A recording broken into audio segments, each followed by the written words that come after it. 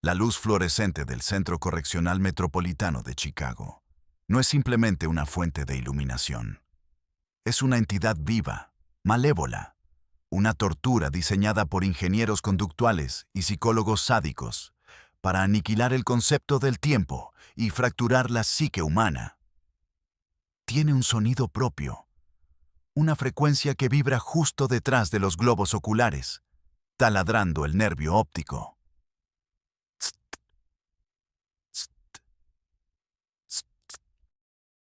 Es un zumbido eléctrico en la frecuencia exacta de la locura. Constante, monótono, eterno, similar al sonido de un insecto atrapado dentro de tu cráneo. Se te mete por los oídos, se filtra por los poros como una radiación invisible y te raspa el cerebro como una lija fina, día y noche, sin descanso. Aquí no existe el sol. He olvidado la sensación del calor natural en la piel, ese picor agradable de la vitamina D. No sé si es de día o de noche afuera. En ese mundo que dejé de habitar el momento exacto en que las esposas de acero de la DEA se cerraron alrededor de mis muñecas, cortando la circulación y mi vida anterior. En una casa de seguridad apestosa a orina, moho y desesperación en Tijuana.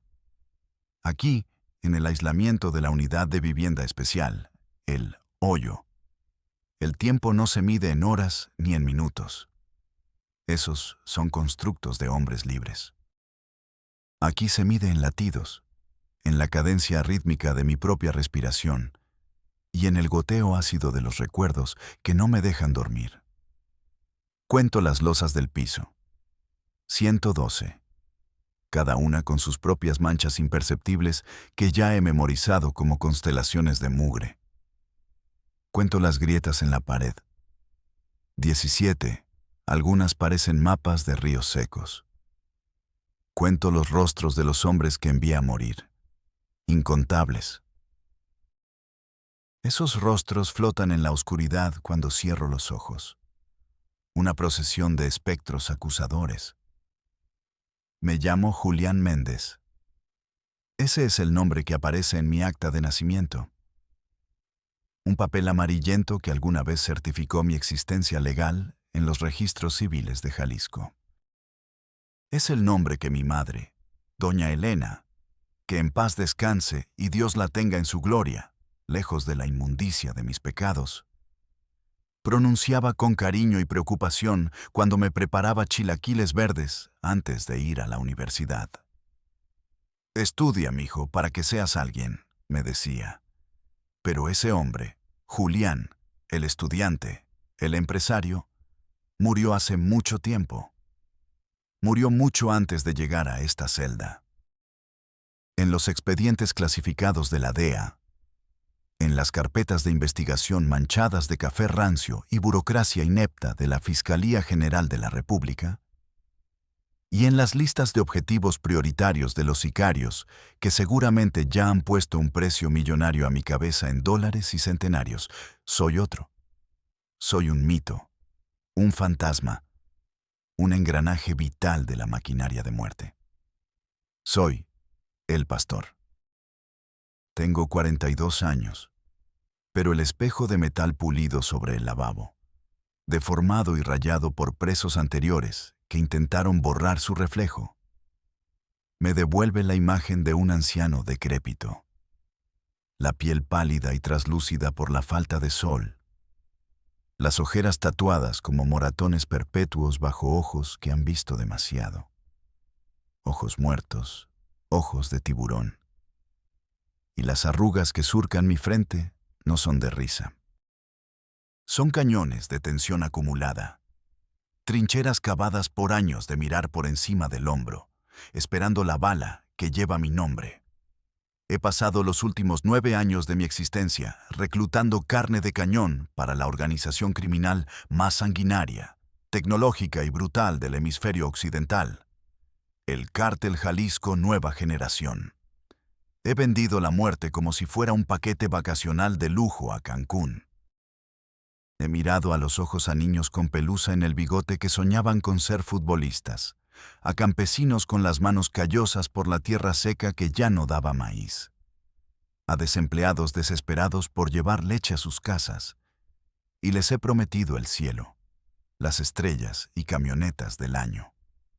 Lo hice sabiendo, con una certeza matemática y fría, que los estaba enviando directamente a las calderas del infierno para ser despedazados por calibres .50 o disueltos en tambos de ácido. Estoy esperando una sentencia. Mis abogados de oficio, unos tipos con trajes baratos de poliéster que les quedan grandes y miradas de quien preferiría estar en cualquier otro lugar menos defendiendo a un narco mexicano, me dicen que me prepare para lo peor: cadena perpetua. Quizás, si coopero lo suficiente y les entrego hasta el último secreto sucio, nombres, rutas, cuentas bancarias en las Islas Caimán que guardo en mi memoria fotográfica, me den 30 años. 30 años enterrado en una caja de concreto en Adex, Florence, la Alcatraz de las Rocosas, donde el contacto humano es nulo y el cielo es solo un recuadro de 10 centímetros a través de un vidrio blindado. No busco redención. Que quede claro. La redención es un lujo para hombres que no tienen las manos manchadas de la sangre viscosa de inocentes, para hombres que pueden dormir sin pastillas psiquiátricas. Para gente como nosotros, como yo, el infierno ya tiene reservada una suite VIP con vista al fuego eterno. Pero antes de que me silencien, antes de que el sistema penitenciario me trague y me digiera, o de que un recluso pagado por mis antiguos jefes me meta un cepillo de dientes afilado en la carótida durante la hora de patio, necesito hablar. Necesito que esto quede registrado, no por mí, sino por la verdad histórica. Lo que voy a decir no es una confesión para salvar mi alma. Mi alma ya está hipotecada y ejecutada por el diablo. Esto es una demolición controlada. Voy a derrumbar el mito. Olviden lo que creen saber sobre la guerra contra el narco. Olviden los reportajes sensacionalistas de la televisión que solo muestran lo que les permiten ver. Olviden las series de Netflix que romantizan a los capos poniéndoles música dramática, mujeres hermosas y actores guapos. Olviden los narcocorridos que los chamacos escuchan en sus trocas a todo volumen, pensando que son himnos de gloria y valentía. Olviden los informes de inteligencia que los gobiernos filtran para justificar sus presupuestos millonarios en armas que no sirven. La realidad es mucho más patética, mucho más sucia, oscura y banal. Hay una gran mentira que mantiene a flote el terror en México. Un secreto por el que han matado a cientos, quizás miles, para protegerlo. Un secreto que yo vi con mis propios ojos, que olí con mi propia nariz, que toqué con mis propias manos temblorosas. Nemesio Oseguera Cervantes, el Mencho, el señor de los gallos. El hombre más buscado por la Administración para el Control de Drogas, con una recompensa de $10 millones sobre su cabeza. El fantasma que aterroriza a un país entero. Está muerto. No está escondido en una cueva inexpugnable en la sierra de Michoacán, rodeado de oro y mujeres. No está dirigiendo ejércitos desde un búnker satelital de alta tecnología. Murió en noviembre de 2020. Lo que ustedes ven en los videos, esos comunicados donde aparece rodeado de sicarios con equipo táctico de grado militar, con lanzagranadas y fusiles Barrett calibre .50, no es más que un teatro macabro. Es una farsa, un montaje de Hollywood producido con un doble, maquillaje protésico avanzado y mucha edición digital para que las 4 letras no se desmoronen en una guerra civil interna que haría parecer a Siria un juego de niños. Yo lo sé, porque yo estuve ahí. Yo escuché el pitido continuo cuando la máquina de diálisis dejó de marcar el ritmo de su corazón. Yo vi cómo el miedo, ese miedo absoluto y paralizante, se apoderó por primera vez de los rostros de los comandantes que decían no temerle ni al mismo diablo. Y el origen, la deuda de sangre y el declive moral, para entender cómo un hombre educado, un licenciado en administración de empresas, terminó siendo testigo de la muerte del capo más poderoso del mundo y arquitecto de su encubrimiento. Tienen que entender que yo no nací siendo un monstruo. No me desperté un día con ganas de portar un fusil o de secuestrar gente. Yo era un hombre normal, dolorosamente normal. Vivía en Zapopan, Jalisco, en una colonia de clase media, arboledas, donde los árboles daban sombra a calles tranquilas y los vecinos se saludaban por las mañanas. Tenía una pequeña empresa de logística y transporte, Transportes Méndez. No éramos gigantes como DHL, pero éramos eficientes. Movíamos refacciones automotrices, cajas de cambio, frenos, aceites para talleres en todo el occidente del país. Tenía 3 camionetas de 3,5 toneladas, Ford Super Duty blancas, impecables, lavadas y enceradas cada fin de semana, y una flotilla de 5 choferes leales. Era honesto. Pagaba mis impuestos religiosamente, aunque me doliera. Iba a misa los domingos con mi madre a la Basílica de Zapopan. Me tomaba una cerveza con los amigos los sábados viendo perder a las Chivas. Tenía planes. Tenía sueños de expansión, de comprar un terreno industrial, de casarme con Claudia, mi novia de la universidad. Pero en México, la honestidad es una moneda que se devalúa más rápido que el peso cuando la tragedia toca a tu puerta sin avisar, derribándola a patadas con botas militares.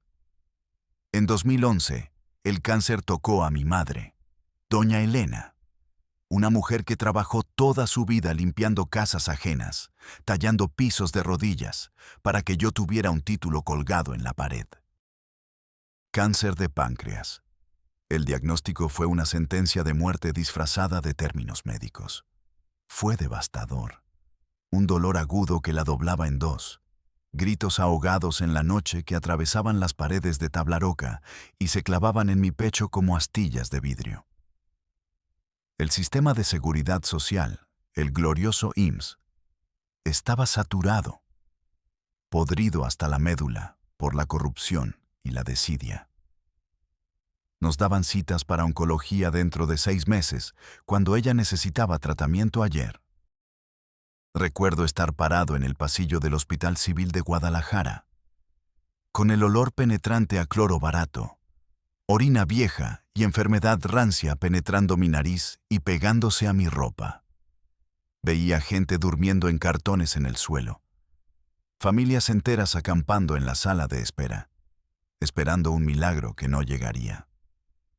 Una enfermera con ojeras profundas y actitud déspota, que ni siquiera levantó la vista de su celular, me dijo: «No hay camas, joven.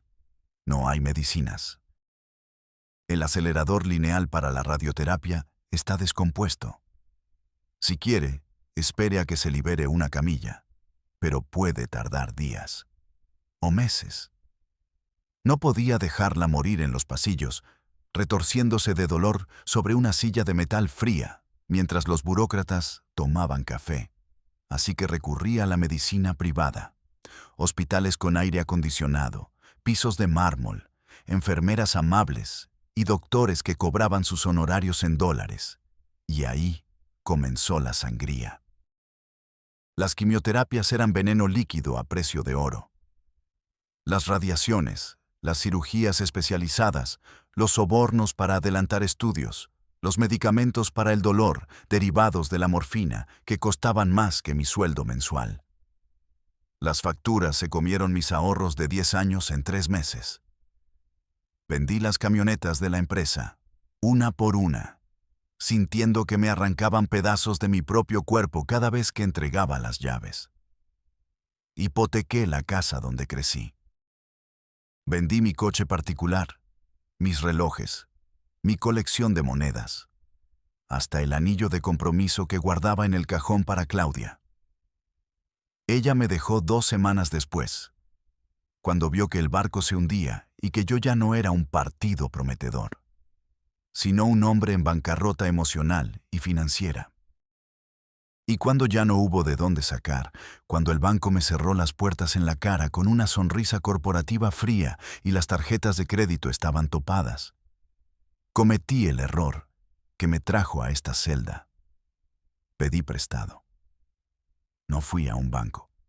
Fui con un inversionista local que un conocido del gremio transportista me recomendó en voz baja, mirando a los lados como si esperara ver al diablo. Un tipo llamado Rogelio, apodado El Licenciado. Tenía su oficina en la parte trasera de un restaurante de mariscos ostentoso en Tlaquepaque, de esos con meseros en chaleco, ballet parking y música de banda en vivo demasiado alta que impedía grabar cualquier conversación. Rogelio era un hombre de sonrisa fácil, dientes demasiado blancos, casi fosforescentes, carillas de porcelana barata y guayaberas de lino impecables que no disimulaban el bulto de la pistola escuadra en la sobaquera. Me recibió con un tequila añejo reserva de la familia y me palmoteó la espalda como si fuera su compadre de toda la vida. La familia es lo primero, Julián. Un hombre que no cuida a su madre no es hombre, es basura, me dijo, sirviéndome el trago con una mano llena de anillos de oro que chocaban contra el cristal. Aquí estamos para ayudarnos entre tapatíos. Los bancos son unos ladrones de cuello blanco. Nosotros somos gente de palabra. Me prestó $500,000 en efectivo. Billetes de 500 y 1,000 pesos, apretados en ligas, dentro de una bolsa de papel estraza que olía a humedad, a tierra y a algo metálico, a sangre lavada, sin firmar un solo documento, sin avales, sin revisión de buró de crédito.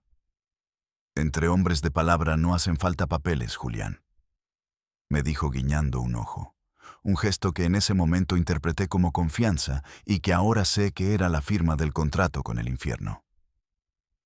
Tú sabes cómo funciona esto. Paga a tiempo, con el 10% mensual, y seremos grandes amigos. Si no, bueno, no pensemos en eso.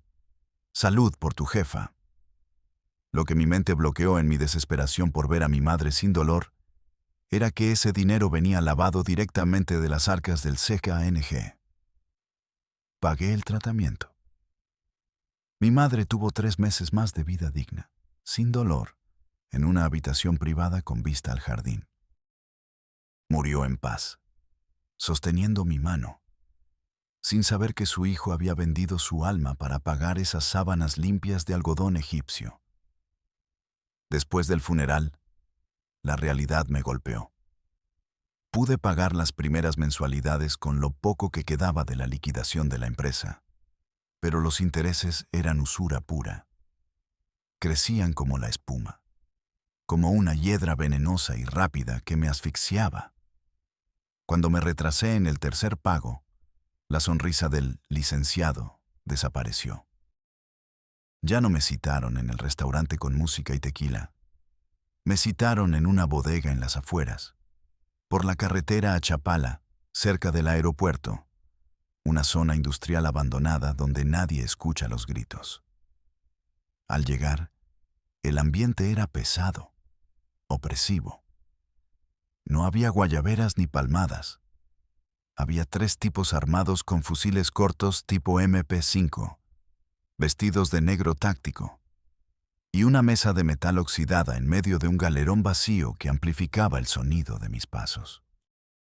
El olor era diferente allí. Aceite de motor, polvo, cagada de rata y ese aroma agrio que emana el miedo humano. «Nos estás fallando, Julián», dijo Rogelio, entrando desde las sombras. Su voz carecía de toda calidez anterior. Era plana, profesional, amenazante. Uno de sus gorilas, un tipo con la cara tatuada, jugaba con una navaja mariposa, haciendo clic-clac, clic-clac. un metrónomo de mi ansiedad. Necesito más tiempo, licenciado. Solo un mes más. Voy a vender el terreno de mi tío en Los Altos. Ya tengo comprador. Empecé a suplicar, sintiendo cómo el sudor me bajaba por la espalda. No queremos tu terreno mugroso ni tus excusas. Me cortó, golpeando la mesa con la palma abierta. El sonido retumbó como un disparo. Se acercó a mi cara, invadiendo mi espacio personal. Olía a loción cara, tabaco y mentas para el aliento. Tienes una deuda de 700,000 pesos con los intereses moratorios, y la vamos a cobrar hoy. Me dieron 2 opciones, y me las explicaron con una claridad escalofriante, casi pedagógica. Opción A: te matamos aquí mismo. Luego vamos por tu hermana, la que vive en Colima. Sabemos que recoge a sus hijos, tus sobrinos Luis y Pablito, a las 2:30 p.m. en el Colegio Montessori. Sabemos que maneja un Honda gris. Sería una lástima que algo les pasara. Un accidente, un levantón. Sentí que las rodillas se me doblaban. Sabían todo. Opción B: pagas con trabajo. Necesitamos a alguien que sepa de logística, Julián. Alguien que sepa mover paquetes sin que los federales se den cuenta. Tus camiones tenían permisos, tú conoces las rutas, tienes cara de ciudadano ejemplar, de pendejo honesto con título universitario. Eso nos sirve. Los tatuados llaman mucho la atención. Tú eres invisible. Vas a trabajar para la empresa y tu deuda se congela por ahora. No hubo elección real. Acepté con un hilo de voz. Y en ese instante, bajo la luz parpadeante de esa bodega, Julián Méndez dejó de ser un empresario y se convirtió en un empleado del narco. Segundo. Episodio 1. Bautismo de fuego. Así empezó mi descenso. Al principio, la racionalización funcionaba como un mecanismo de defensa. Me decía a mí mismo que solo era temporal. Solo voy a mover cosas, pensaba. Soy como FedEx, pero sin uniforme. Eran clavos. Cajas selladas que pesaban demasiado para hacer refacciones. Tambos azules con precursores químicos que olían a almendras amargas, cianuro o efedrina, y quemaban la nariz si te acercabas mucho. Pero pronto, la organización, como un parásito inteligente, se dio cuenta de que mi talento no era solo mover objetos. Yo tenía educación, tenía labia, sabía hablar, sabía convencer, sabía leer a la gente y manipular sus deseos y miedos. Tenía presencia ejecutiva. Un día, un jefe de plaza conocido como el comandante R-15 me mandó llamar. Era un hombre bajo, robusto, que siempre mascaba chicle. «Pastor», me dijo, bautizándome en ese momento, «tú tienes cara de gente decente. Tú hablas bonito, no como estos animales que tengo aquí que apenas saben gruñir. Vas a traernos personal. Vas a guiar al rebaño al matadero». De ahí salió mi apodo, el pastor, irónico y blasfemo. Yo guiaba a las ovejas, pero no a pastos verdes, sino a la boca del lobo. Mi primera gran prueba, el momento exacto en que la última fibra de mi humanidad se rompió como una cuerda de violín demasiado tensa, ocurrió a finales de 2013. Me mandaron a la Sierra de Jalisco, cerca de Talpa de Allende, un lugar famoso por sus peregrinaciones religiosas a la Virgen, ahora convertido en santuario de la Santa Muerte. Teníamos que llevar a una nueva generación de 30 reclutas a un campo de entrenamiento de las Fuerzas Especiales del Mencho. Eran morros. La mayoría campesinos, albañiles o desempleados que yo había ayudado a convencer en plazas públicas y terminales de autobuses con promesas falsas. Seguridad privada para campos agrícolas, les decía. Sueldo de 3,000 a la semana, seguro, comida y alojamiento. Mentiras envueltas en papel de regalo. El viaje en el camión de redilas fue una tortura. Íbamos cubiertos con una lona gruesa azul para que los satélites o los helicópteros no vieran la carga humana. El aire se iba haciendo más frío y puro conforme subíamos por las brechas de la sierra. Pero dentro del camión el aire estaba viciado, irrespirable. Olía a sudor rancio de 30 hombres hacinados, a vómito seco de los que se mareaban con las curvas, a orina en botellas de plástico y a una ansiedad densa, casi eléctrica, que erizaba la piel. Junto a mí, en la oscuridad del camión, iba un chico. Se llamaba Beto. No tendría más de 19 años. Era un muchacho flaco, con acné en la frente y las manos ásperas de trabajar la tierra sembrando maíz. Llevaba una gorra de los Yankees de Nueva York desteñida. Me había contado, con ojos brillantes de ilusión, que quería el dinero para pagar el parto de su esposa, Marisol, que estaba a punto de dar a luz a su primer hijo. Temblaba como una hoja, no de frío, sino de instinto. Su cuerpo sabía lo que su mente se negaba a aceptar. «Oiga, don Julián», me susurró, buscando consuelo en la única cara amable que conocía, la mía. «¿Seguro que es de seguridad privada? Es que, cuando subimos en la base, vi que los choferes traen cuernos de chivo, y no traen logotipos en la ropa, y nos quitaron los celulares». Sentí un nudo en la garganta, una bola de alambre de púas que me impedía tragar. Miré sus ojos inocentes en la penumbra. «Cállate y no mires, Beto. Todo va a estar bien. Es seguridad de alto nivel para empresarios VIP. Por eso las armas. Tú solo haz lo que te digan y regresarás con tu esposa». Le mentí, sintiendo el peso aplastante de mi traición. Ya sabía el destino de Beto. Iba a ser carne de cañón, un escudo humano, o, si tenía la mala suerte de sobrevivir al entrenamiento, un asesino desalmado. Al llegar al campamento, la realidad los golpeó como un mazo en la cara. No había dormitorios, no había baños, no había comedor.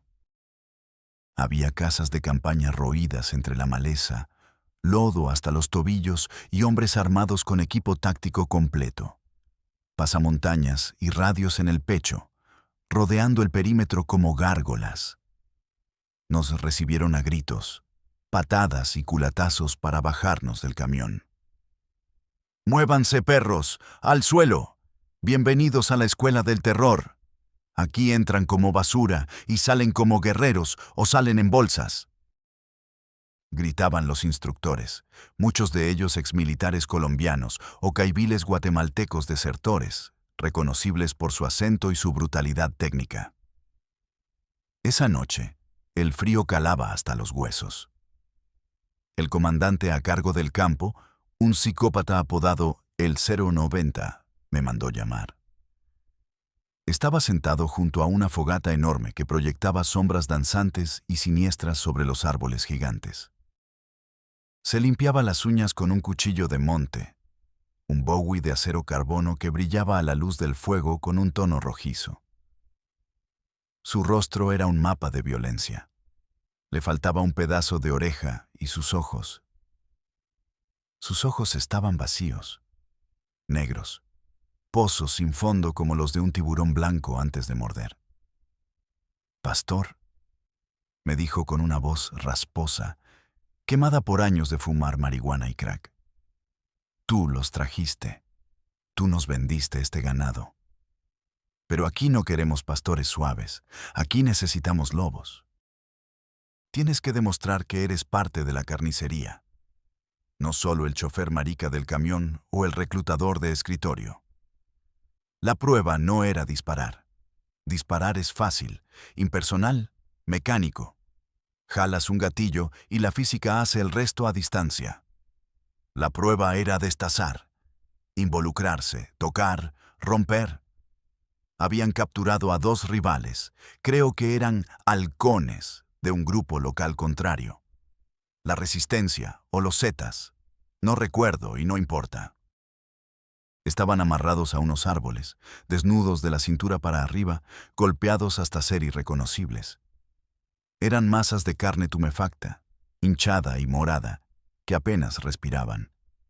Gemían bajito, un sonido gorgoteante y roto, burbujas de sangre saliendo de sus bocas. «Elige uno», me dijo el 090, extendiéndome el cuchillo por el filo. El mango estaba tibio por su mano. Me quedé helado. El frío de la sierra desapareció, reemplazado por un calor nauseabundo que me subió desde el estómago. Sentí la bilis quemar mi garganta. Mis manos empezaron a temblar incontrolablemente, como si tuviera mal de Parkinson avanzado. Todo mi cuerpo gritaba «¡Corre!», pero mis pies estaban clavados en el lodo, pesados como plomo. Los otros sicarios alrededor de la fogata reían, bebían cerveza y esperaban el espectáculo. Yo soy logístico, señor. Yo muevo cajas. Yo administro. Yo no... balbuceé, mi voz sonando patética, aguda, en la inmensidad del bosque. Aquí todos somos sicarios. Rugió el 090, poniéndose de pie de un salto. En un movimiento rápido, casi invisible, sacó su pistola calibre .45 y me puso el cañón frío en la sien. El metal estaba helado contra mi piel sudorosa. Podía oler el aceite del arma y la pólvora vieja. O le cortas la cabeza a ese cabrón y demuestras lealtad a la empresa, o te pongo a ti junto a él y pongo al chillón de Beto a que practique contigo. Tienes 5 segundos. 1, 2. El tiempo se dilató. En ese segundo eterno, mi vida pasó frente a mis ojos. No como una película, sino como una serie de diapositivas quemadas. Pensé en mi madre. Pensé en las veces que me decía que fuera un hombre de bien. Y luego, pensé en mi propia vida. El instinto de supervivencia, ese animal egoísta, brutal y primario que todos llevamos dentro y que negamos en la civilización, tomó el control absoluto. El miedo a morir superó al miedo a matar. Mis manos dejaron de temblar por un segundo, reemplazadas por una certeza mecánica y horrible. ¿Soy yo o él?, pensé. Él ya está muerto de todos modos. Esa fue mi justificación cobarde. Tomé el cuchillo. Pesaba más de lo que parecía. Tenía un balance perfecto para matar. Me acerqué al hombre amarrado. Me miró con el único ojo que podía abrir. No había odio en su mirada, solo una súplica infinita, una petición silenciosa de que terminara rápido, de que acabara con su sufrimiento. No voy a describir lo que hice con detalle anatómico excesivo, porque esas imágenes son mi penitencia privada y me despiertan gritando cada noche. Solo diré que la resistencia de la piel humana, de los músculos y los tendones, es sorprendente. El olor a sangre caliente, cobrizo, dulce y metálico, llenó mis fosas nasales, me entró en la boca, me manchó la camisa blanca. El sonido húmedo de la carne separándose, el crujido del cartílago, los gorjeos ahogados del hombre mientras se ahogaba en su propia sangre. Eso te cambia la química del cerebro para siempre. Vomité 3 veces mientras lo hacía. Las arcadas sacudían mi cuerpo violentamente, manchando el suelo de bilis y sangre. Pero no paré. No podía parar. Si paraba, moría. Cuando terminé, bañado en sangre ajena, jadeando, llorando en silencio, con las manos rojas y pegajosas, el 090 se rió a carcajadas. Una risa seca, cruel, que resonó en el valle. Me ofreció una cerveza fría, sacada de una hielera roja. «Bienvenido al infierno, pastor. Tómale. Límpiate esa jeta». Ahora sí eres de los nuestros. Ya no hay vuelta atrás. Esa noche, Julián Méndez murió definitivamente en esa montaña oscura, bajo las estrellas indiferentes. Esa noche nació completamente el pastor. Y Beto murió 2 semanas después, en una emboscada en la frontera con Michoacán. Lo partió en dos una ráfaga de ametralladora. Nunca conoció a su hijo. Su cuerpo se quedó tirado en una zanja para que se lo comieran los coyotes. 3. Episodio 3. El ascenso y la misión logística. Con los años, mi eficiencia tras el incidente en Talpa me ganó la confianza de la cúpula. Dejé de estar en el lodo, dejé de mancharme las manos con sangre directa, aunque la sangre indirecta me llegaba al cuello. Y pasé a la ingeniería de recursos humanos y la logística estratégica de alto nivel. Me convertí en un arquitecto del engaño, un burócrata de la muerte con oficina móvil. Diseñé el esquema perfecto de reclutamiento masivo. Ya no íbamos a las plazas a gritar. Nos modernizamos. Poníamos anuncios en Facebook, en grupos de compraventa, en periódicos locales de pueblos olvidados en Veracruz, Tabasco, Chiapas, donde la pobreza es endémica. Se solicitan escoltas y guardias de seguridad intramuros. Sueldo, 30,000 pesos mensuales. Prestaciones superiores a la ley. Alojamiento incluido. Sin experiencia necesaria. Para un muchacho que gana 800 pesos a la semana cortando caña bajo el sol abrasador o pescando en un río contaminado, esa oferta no es un trabajo, es un milagro divino. Yo era el encargado de entrevistarlos en hoteles baratos de paso en ciudades como Coatzacoalcos o Villahermosa. Me ponía un traje gris barato pero limpio. Usaba una carpeta de piel sintética con el logo de una empresa de seguridad fantasma, Seguridad Shield o Grupo Delta, y les hablaba de valores corporativos, lealtad, crecimiento profesional. Recuerdo una sesión en particular en Minatitlán. Un padre y su hijo, don Pedro y Lalo. Lalo tendría 18 años, Pedro unos 45, cansado. Hijo, esta empresa protege a gente muy importante, empresarios, políticos, ganaderos, le dije a Lalo, mientras él firmaba su sentencia de muerte en un contrato falso lleno de cláusulas legales sin sentido. Necesitamos discreción y lealtad absoluta. ¿Tienes novia? Sí, señor. Nos queremos casar, pero no hay dinero para la boda, ni para construir un cuartito. Me contestó con humildad, bajando la mirada.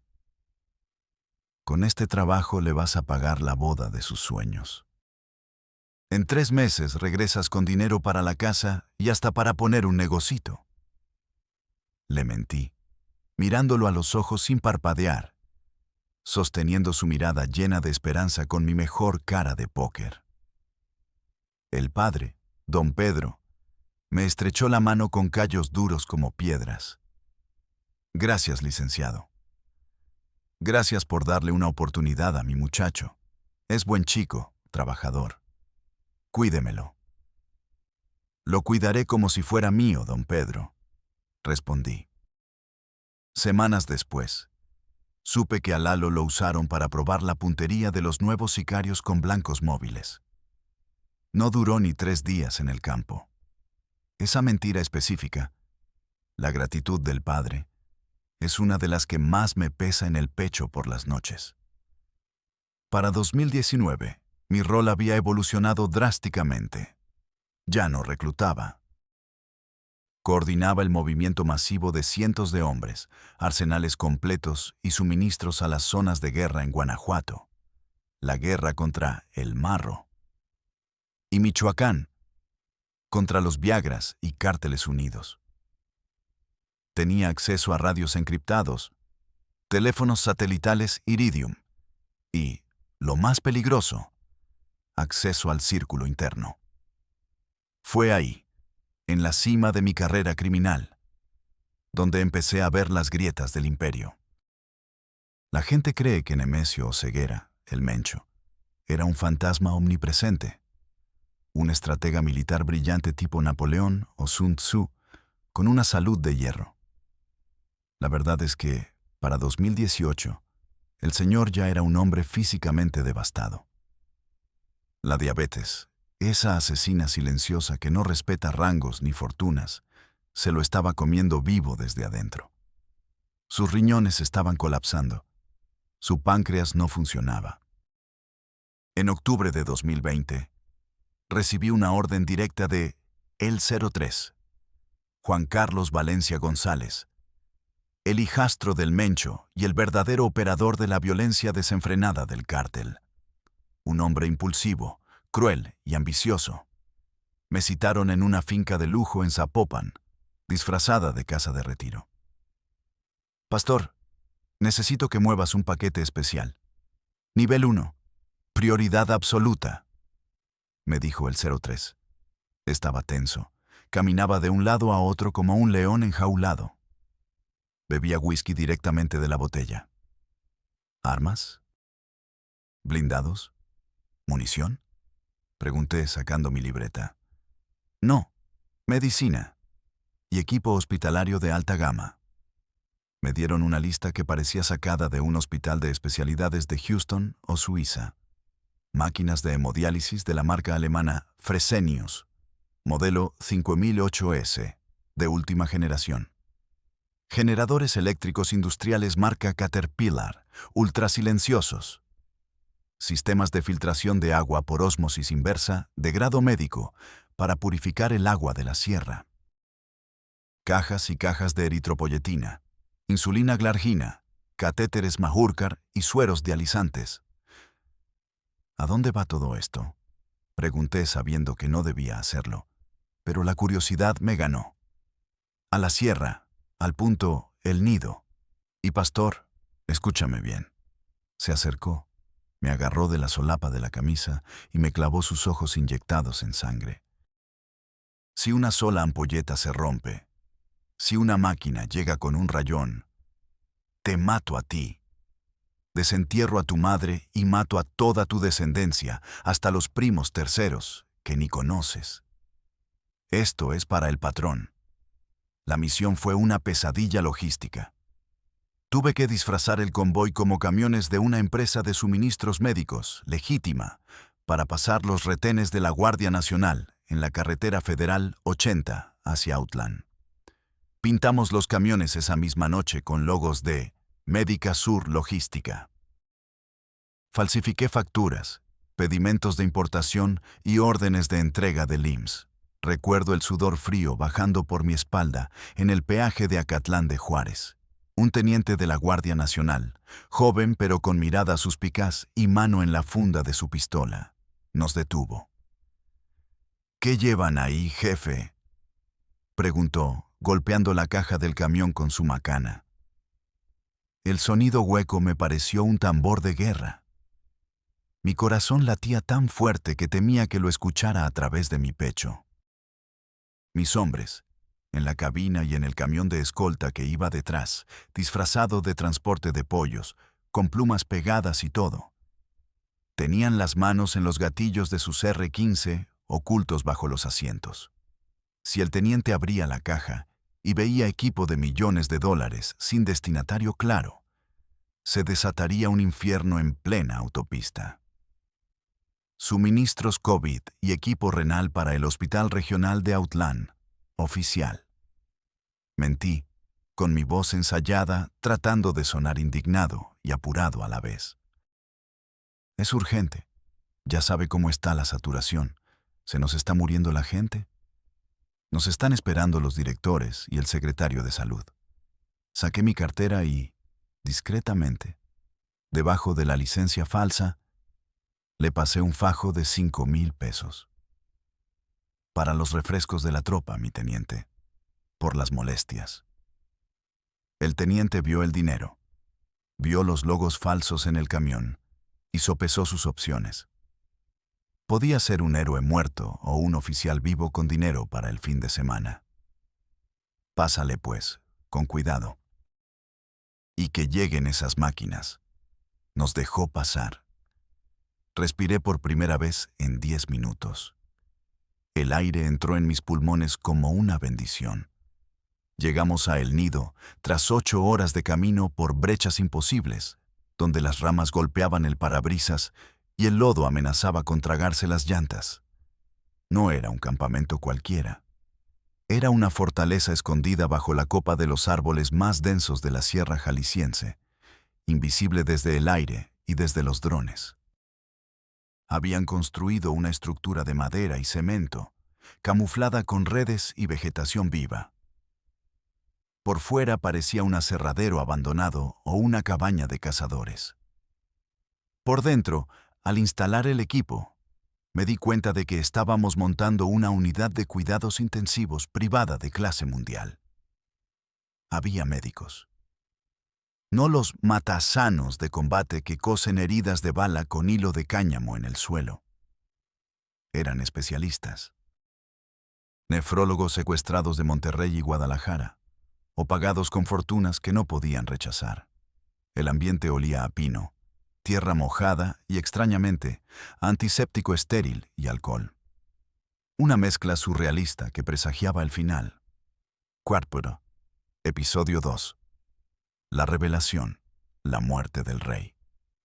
Me ordenaron quedarme en el perímetro interno como jefe de logística del campamento. Mi trabajo era asegurar que nunca faltara diésel para los generadores, que el agua purificada fluyera constante a las máquinas de diálisis y que la temperatura se mantuviera estable a 22 grados. Era el conserje del infierno, el mayordomo de la muerte. Noviembre de 2020. Hacía un frío que cortaba la piel en la sierra. Los pinos se mecían con el viento, y el sonido era como un lamento constante, un shh interminable que ocultaba los murmullos de los 300 hombres armados de élite que formaban el cinturón de seguridad externo. El anillo de fuego, le llamaban. Había una tensión en el aire que se podía masticar, densa como la niebla matutina. Los radios estaban en silencio absoluto. Nadie hablaba. Nadie usaba el celular. Los monstruos, camiones blindados artesanales, estaban estacionados en círculo, con las torretas apuntando hacia afuera, esperando un ataque que nunca llegaría desde afuera, porque el enemigo, el verdadero asesino, estaba adentro, navegando por las venas del jefe. Lo vi pocas veces esos días, a través de ventanas o puertas entreabiertas. Nemesio o Ceguera Cervantes no se veía como el monstruo imponente de las fotos de la DEA, ese hombre de bigote y mirada desafiante. Se veía pequeño, frágil, un hombre encogido en una silla de ruedas, cubierto con 3 mantas térmicas de lana. Tenía la cara hinchada por los corticoides, redonda como una luna llena enferma, y la piel de un color grisáceo, ceroso, como ceniza mojada. Apenas podía caminar. Sus manos temblaban al tratar de sostener un vaso de agua. La leyenda se desmoronaba ante mis ojos, revelando solo a un hombre moribundo, devorado por su propia biología. La noche del 23 de noviembre, o quizás fue la madrugada del 24, los días se mezclaban en mi insomnio crónico. Todo cambió para siempre. Eran las 3 de la mañana. Yo estaba revisando el nivel de diésel del generador principal, oculto tras unos arbustos cerca de la estructura principal que servía de hospital. La lluvia ligera caía sobre mi impermeable. De repente, las luces de la cabaña parpadearon. 1, 2 veces. El generador tosió, pero siguió funcionando. Escuché gritos ahogados adentro. «¡Adrenalina! ¡Carro rojo! ¡Se nos va!», gritó alguien con voz de pánico profesional. Luego, pasos corriendo. No eran pasos tácticos de patrullaje, eran pasos de caos, desordenados. Vi al 03 y a el jardinero, Audias Flores Silva, los 2 hombres más poderosos después del Mencho. entrar corriendo a la sala improvisada, empujando la puerta. Llevaban sus armas al cinto, pero sus caras, iluminadas por la luz tenue de la entrada, mostraban un terror que ninguna emboscada enemiga, ni la marina, les había provocado jamás.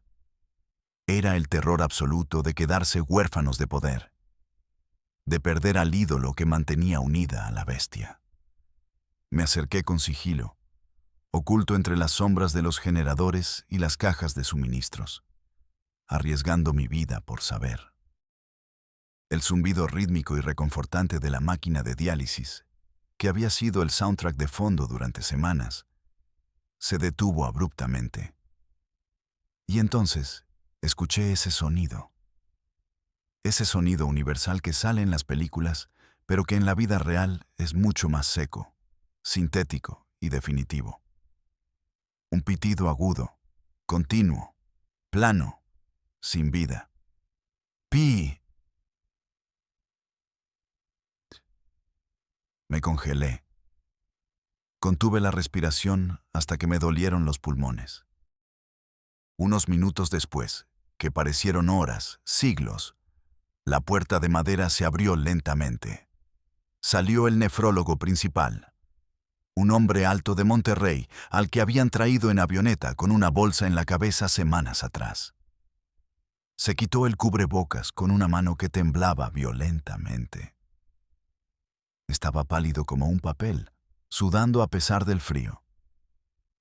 Negó con la cabeza lentamente ante los lugartenientes que esperaban afuera como perros de presa hambrientos. «Hicimos todo lo humanamente posible, señores», susurró el médico, su voz quebrada. «Fue una falla multiorgánica. El potasio subió demasiado rápido. Entró en paro. El corazón no resistió la reanimación. Se nos fue. Nemesio Oseguera Cervantes había muerto». El silencio que siguió fue más pesado que cualquier explosión de granada. El bosque pareció callarse también. Los grillos dejaron de cantar. No murió en un enfrentamiento épico contra la marina, disparando hasta la última bala con un cuerno de chivo bañado en oro, esquivando fuego de helicópteros Black Hawk como rezan los corridos que le componen. No murió ejecutado por un rival traicionero. Murió como cualquier mortal enfermo y descuidado, en una camilla, cagado encima, rodeado de máquinas que no pudieron salvarlo, derrotado por su propio cuerpo, por el azúcar en su sangre y los riñones podridos. Ahí estaba el hombre más temido de México, el que decidía quién vivía y quién moría en medio país, convertido en un cadáver hinchado en un hospital clandestino de madera. Lo que sucedió después fue un estudio magistral sobre el caos controlado y la negación psicótica. El 03 salió de la habitación. Se ajustó la gorra con furia. Tenía los ojos vidriosos, inyectados en sangre, pero su voz se tornó hielo puro. Reunió a los 5 comandantes de más alto rango que estaban en el perímetro inmediato. Yo estaba lo suficientemente cerca para escuchar, fingiendo revisar un filtro de aire, rezando a todos los santos para que no me vieran. «El Señor sigue vivo», dijo el 03, escupiendo las palabras con rabia.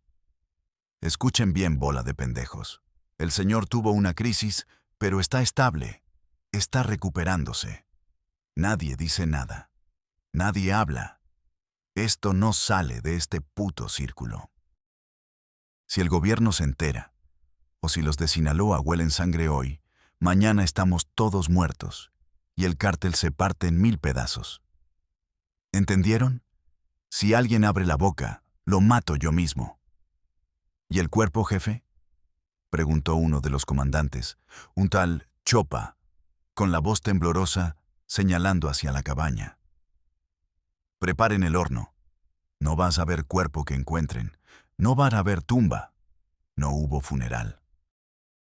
No hubo velorio con banda sinaloense tocando un puño de tierra. Ni montañas de coronas de flores, ni llanto público. Tenían un horno industrial en la parte trasera del campamento. Un incinerador de doble cámara a gas que usábamos habitualmente para desaparecer a los contras capturados y no dejar rastro biológico. Esa noche lo usaron para el jefe de jefes. Vi el humo negro y denso subir hacia el cielo estrellado de la sierra. Un humo graso que olía diferente a la leña. Un olor dulce y horrible. Ahí se iba el mito. Ahí se iba el hombre por el que habíamos matado tanto. Por el que habíamos sacrificado nuestras vidas y nuestras almas. Cenizas. Solo cenizas flotando en el viento frío de Jalisco, mezclándose con la noche. B. Episodio 4. La culminación y la huida. En las semanas siguientes, nació la estrategia del doble y la gran mentira. Fue una operación de contrainteligencia digna de la CIA o la KGB. Buscaron a un tipo con la complexión similar. Usaron maquillaje de cine, prostéticos para la cara, pero sobre todo, tecnología y edición. Los comunicados que salieron meses después, donde supuestamente el Mencho dice, «Aquí sigo peleando», o felicita a su gente, son obras maestras de la manipulación digital. Deepfakes de audio, videos borrosos grabados de lejos, cartas firmadas por una mano muerta. Todo falso. Un holograma de terror para mantener el control. Pero mantener una mentira de ese tamaño, una mentira que vale miles de millones de dólares en rutas de fentanilo y metanfetamina, requiere sangre. Mucha sangre para sellar las grietas. Comenzó la purga. El silencio se compraba con plomo. Los médicos desaparecieron primero. Se dijo a la tropa que los regresaron a sus casas con una paga millonaria y agradecimiento eterno. Mentira. Sé, por los rumores de los choferes de confianza y por movimientos que vi en las bitácoras, que los subieron a una avioneta Cessna que despegó hacia la costa de Nayarit y nunca aterrizó en ningún aeropuerto comercial. Probablemente los tiraron al mar abiertos en canal para que no flotaran, o los enterraron en alguna fosa profunda en la selva donde nadie buscaría. Ellos sabían demasiado. Habían visto al rey morir. Yo sabía que mi turno estaba cerca. Yo era un cabo suelto. No era médico, pero era el logístico. Conocía las rutas exactas, conocía las caras de los doctores, sabía qué equipos entraron y lo más peligroso, yo estaba ahí esa noche. Vi el pánico en los ojos del 03. Vi el humo del horno. La paranoia me consumía como un cáncer. Dormía con la pistola, una Glock 9 mm, bajo la almohada, amartillada y sin seguro. Me despertaba bañado en sudor frío al menor ruido de una rama rota o un búho cantando. Desconfiaba de mi propia sombra. Miraba a mis compañeros, gente con la que había compartido cervezas y asados, y me preguntaba si ellos ya tenían la orden de meterme un tiro en la nuca mientras orinaba o comía. Un martes por la tarde, me llegó un mensaje encriptado a mi BlackBerry. Todavía usábamos esa tecnología vieja por seguridad. Son difíciles de rastrear. Pastor, te necesitamos en Michoacán urgente. Te vas a encargar de la logística de la plaza en Aguililla. Es un ascenso. Preséntate mañana a las 0600 en el punto Alfa para traslado. Sentí un balde de agua helada sobre mi cabeza. Aguililla era zona de guerra caliente, tierra quemada, rodeada por el ejército y los cárteles unidos. En el código interno del cártel, enviarte a la línea de fuego en ese momento. Siendo un logístico de escritorio y no un pistolero, era una sentencia de muerte disfrazada de promoción. Querían que muriera en combate honorablemente, o, más probablemente, que desapareciera en el camino por un conveniente incidente de fuego amigo. Sabía que no iba a llegar a Michoacán vivo. Iban a pararme en la carretera y meterme un tiro en la cabeza. Esa tarde, tomé la decisión. Prefería arriesgarme a ser cazado como un perro en la carretera que caminar voluntariamente al matadero como una vaca mansa. Tenía un plan de contingencia. Siempre fui previsor, es mi naturaleza. Tenía dinero escondido en una caleta soldada dentro de la llanta de repuesto de mi camioneta personal. Unos 3 millones de pesos y $50,000 en efectivo que había ido robando hormiga a lo largo de los años de los presupuestos de logística, inflando precios de llantas y gasolina. Esperé a que cayera la noche y a que empezara una tormenta eléctrica que se anunciaba en el cielo. A las 2:00 a.m., provoqué un cortocircuito en el banco de baterías del generador principal del campamento donde estaba asignado, ya lejos de El Nido, en una base de suministros en los Altos. Corté los cables principales con unas cizallas. Las chispas saltaron. Las luces se apagaron. Hubo confusión, gritos, encendido de linternas, radios preguntando qué pasaba. En el caos de la oscuridad y la lluvia torrencial que golpeaba como piedras, corrí hacia mi camioneta, una Ford Lobo gris que yo mismo me había asegurado de que no tuviera el GPS satelital activado. Me subí. Mis manos temblaban tanto que casi se me caen las llaves. Arranqué el motor. El rugido del V8 se perdió entre los truenos.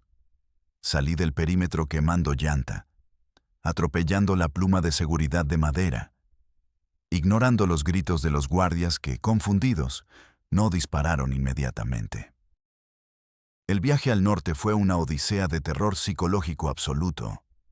Manejaba solo de noche, como un vampiro, por carreteras secundarias olvidadas y brechas de terracería, evitando las autopistas de cuota, los peajes y los arcos carreteros con cámaras de seguridad del C5 que el cártel tenía intervenidas. Mi mente era mi peor enemiga. Cada par de luces de faros que veía en el retrovisor me parecían sicarios del CNG viniendo a despellejarme. Cada patrulla de policía municipal me parecía un traidor pagado. No comía. Solo bebía Red Bull caliente y aspiraba líneas de cocaína del tablero para no dormirme, para mantener los ojos abiertos como platos y el corazón acelerado al límite del infarto. Llegué a Tijuana 3 días después, convertido en un espectro. Había bajado 5 kilos. Mis ojos ardían como si tuvieran arena y vidrio molido. Mi ropa apestaba a miedo, orina y sudor seco. Me escondí en un motel de mala muerte en la zona norte, cerca de la frontera. Un lugar lleno de drogadictos, jeringas usadas y prostitutas tristes. El plan era cruzar a Estados Unidos y entregarme. Sabía que la información sobre la muerte del Mencho era mi boleto de vida, mi moneda de cambio. La DEA pagaría con protección de testigos por saber eso. Validaría sus sospechas. Contacté a un coyote de confianza en la zona de Otay, un tal Tuercas. Le ofrecí $10,000 en efectivo para que me pasara esa misma noche por un túnel o por el cerro, lejos de las garitas. Trato hecho, pariente. Te veo a las 11 en el callejón detrás de la maquiladora abandonada de Samsung, me dijo, un tipo flaco con tatuajes en el cuello y mirada esquiva de rata. Pero subestimé el alcance de la traición en la frontera. El coyote no trabajaba solo para los migrantes. Trabajaba como informante y dedo para la Policía Estatal Preventiva, quienes a su vez trabajaban para la facción local de los remanentes de los Arellano o quién sabe quién chingados controlaba la plaza esa semana. Me vendió por $5,000. Llegué al punto de encuentro. Un callejón oscuro y fangoso lleno de basura cerca de la barda fronteriza oxidada. La lluvia caía suavemente. No había guía. De repente, las luces cegadoras de torretas azules y rojas inundaron el callejón, cegándome. Sirenas aullaron. «Policía estatal! ¡Al suelo, cabrón! ¡Manos a la nuca o te mueres!». Me rodearon 4 patrullas. Antes de que pudiera decir una palabra, me bajaron a golpes de culata. Sentí cómo me rompían la nariz y 3 costillas con una bota táctica. El sabor a sangre llenó mi boca otra vez, como aquella noche en Talpa, cerrando el círculo. Me sembraron 2 kilos de metanfetamina y un arma vieja en la cajuela para justificar la detención ante la prensa y robarme el dinero real. Me llevaron a una casa de seguridad, no a la comisaría. ¿Quién eres? ¿Para quién trabajas? ¿Dónde está la lana?, me gritaba un comandante gordo y sudoroso mientras me sumergía la cabeza en una pila de agua sucia con detergente y trapos viejos. El tehuacanazo. Sentí el agua entrar en mis pulmones, el pánico de ahogarse. Pensé que era el fin. Si descubrían que era el pastor del CJNG, me venderían al mejor postor, probablemente de vuelta al 03 para que me despellejara vivo. O me cortarían en pedazos ellos mismos para robarme el dinero que traía escondido. Pero cometieron un error burocrático. La estupidez del sistema a veces juega a tu favor. Al procesarme en la base para la foto oficial, para presumir la captura de un supuesto narcomenudista importante, metieron mis huellas dactilares en el sistema biométrico compartido de Plataforma México, pensando que solo era un delincuente común. Saltaron las alertas rojas en todas las pantallas. Un pitido agudo. Identificado, Julián Méndez, alias El Pastor, objetivo prioritario de la DEA, orden de extradición vigente, alta peligrosidad, no liberar. Eso me salvó la vida. La presión de los gringos fue inmediata al enterarse de mi captura por el sistema compartido. Agentes de la DEA se presentaron en la delegación en menos de 1 hora, armados hasta los dientes, exigiendo mi custodia federal antes de que los policías corruptos locales pudieran perderme o venderme. La captura no fue heroica. Fue sucia, humillante y dolorosa. Pero cuando me sentaron frente a los agentes de la DEA y el FBI en una sala climatizada y segura en San Diego, horas después, con un café caliente de Starbucks frente a mí y un médico revisando mis costillas rotas, supe que tenía una carta que jugar. La única carta. Me miraron con desprecio, pero con interés. Eran gringos, altos, rubios, pragmáticos. ¿Qué tienes para nosotros, Méndez? ¿Por qué no deberíamos dejar que te pudras aquí o enviarte de regreso a México? Tomé un sorbo de café. Me dolía el cuerpo, me dolía el alma. El Mencho está muerto, les dije, soltando la bomba nuclear. Al principio se rieron. Intercambiaron miradas escépticas. Otro cuento de narco asustado, pensaron. Pero cuando les di las coordenadas exactas del nido, los nombres completos de los nefrólogos desaparecidos, las fechas exactas de los movimientos de tropas, los números de serie de las máquinas de diálisis Fresenius que yo mismo compré, y los detalles técnicos de cómo falsificaron los videos. Sus sonrisas se borraron. El ambiente en la sala cambió. Se dieron cuenta de que no estaba mintiendo. Se dieron cuenta de que tenían la exclusiva del siglo. Y ahora estoy aquí, en esta caja de concreto en Chicago, esperando a que el juez decida cuántos años me quedan de vida encerrado. Esto va para los morros que están allá afuera. Para los chavos que ven videos de TikTok con corridos alterados y sueñan con portar un chaleco con las 4 letras, soñando con poder. Mujeres buchonas y camionetas del año. Son unos pendejos. No hay gloria, no hay honor, no hay lealtad, solo hay muerte, traición, mierda y un miedo constante que te hace cagarte encima y no te deja dormir. Esos jefes a los que admiran son mentiras. Son hombres enfermos que mueren cagando sangre o escondidos como ratas en agujeros. El Mencho es ceniza y humo. El poder es una ilusión. Ustedes no son soldados. Son mercancía desechable. Números en una libreta de un logístico como yo, listos para ser borrados y olvidados en una fosa común. Yo tuve la maldita suerte de acabar en esta celda, vivo, aunque muerto por dentro. La mayoría de los miles que recluté, esos niños a los que les prometí el cielo, ellos ni siquiera tienen una tumba marcada donde su madre pueda ir a llorar el Día de Muertos. Sus huesos están blanqueándose en algún cerro olvidado de Jalisco. Esa es la única verdad.